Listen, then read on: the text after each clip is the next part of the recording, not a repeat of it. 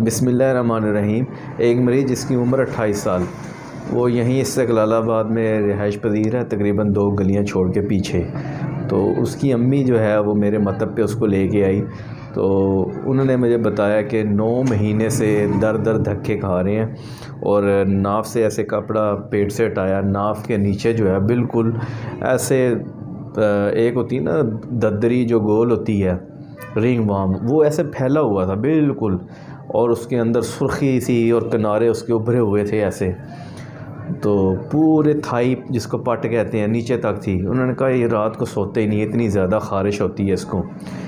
तो मैंने बहरहाल उसकी जब नब्ज़ देखी तो नब्ज़ उसकी उज़लाती साबी थी। मैंने बार बार बता दिया कि इसके अंदर क्या क्या शराइत होती हैं उज़लाती साबी के अंदर। उज़लाती साबी तशख़ीस करके मैंने जो उसको दुआ तजवीज़ की, और मैंने पहले भी इस तरह के केसेस तकरीबन 4-5 पहले भी रिकवर हुए हैं अल्हम्दुलिल्लाह, वही इसको ही रिपीट करवाया।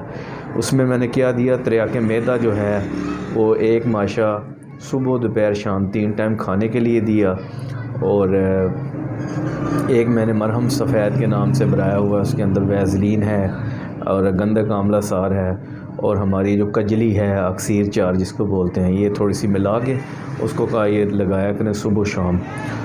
तो खाने पीने में मैंने उन्हें बेकरी आइटम, दूध की बनी हुई चीज़ें, बाकायदा दूध, ये सारा चीज़ें बंद कर दी थी, क्योंकि ये फंगल इन्फेक्शन है बलगम की, बगैर तो भाई बलगम की वजह से ही होता है। तो ये चीज़ें बंद करके उसे कहा चावल वगैरह भी बंद कर दें, तली हुई चीज़ें।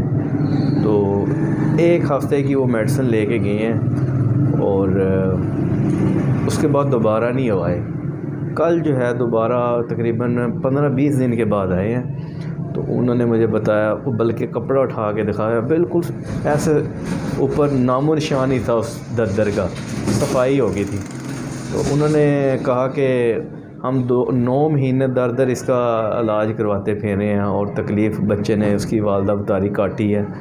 और वो लड़का कहता हमें पता ही नहीं है कि मेरा इलाज जो है यहीं इस्तेक़लालाबाद के अंदर मौजूद है, और मैं पता नहीं कहाँ फिरता रहा।